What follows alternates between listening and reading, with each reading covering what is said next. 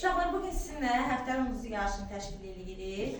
Deməli, vaxt itirmədən gəlin başlayaq bu sıradan birinci. Onurdur, Aynişandır, Mehraçdır, Natiqdir, Sümayədir, Hüseyndir, Orxandır, Eyvazdır və Muraddır. Bunların adı çəkməyəcək, bu uşaqların adı çəkilməyəcək. Çünki bu uşaqlar əvvəlki həftənin ulduz yarışlarında iştirak ediblər. Bir dəfə iştirak edir, bir daha iştirak eləmir. Mehraç, kimi seçsən? Fatoşu. Rəsul, kimi seçsən? Zəfəri.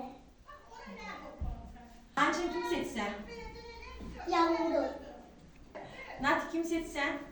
Fatası.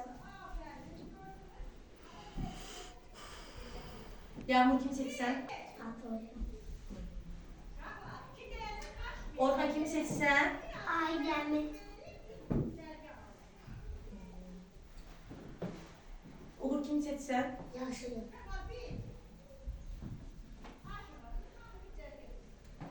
Fatoş, kimi seçsən? Yaşlı.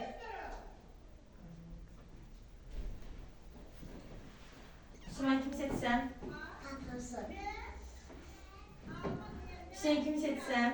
Zəfəri. Zəfər, kimi seçsən? İsa. Onur, kimi seçsən? Fatoşu. İsa, kimi seçsən? Aydəmir. 5 səs çoxluğu ilə uşaqlar bu həftəmizin ulduzu Fatoşdur. Onu da dəvət edirik. Alqışlarla.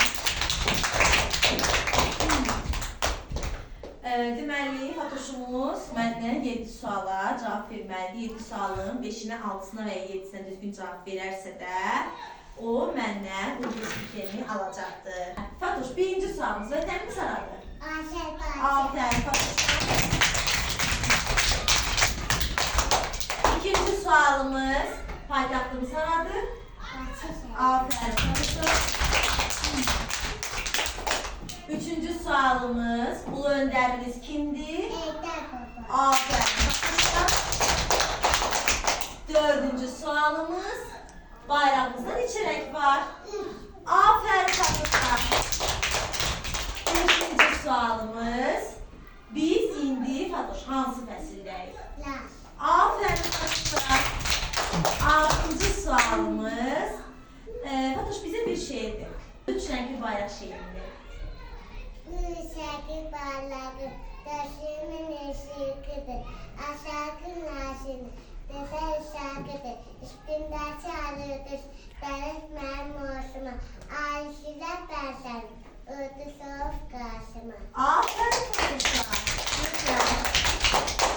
Yedinci sualımız. Fatoş, yedinci sualımız biraz fərqlidir. Deməli, sən böyümək istəyirsən, yoxsa uşaq qalmaq istəyirsən? Niye?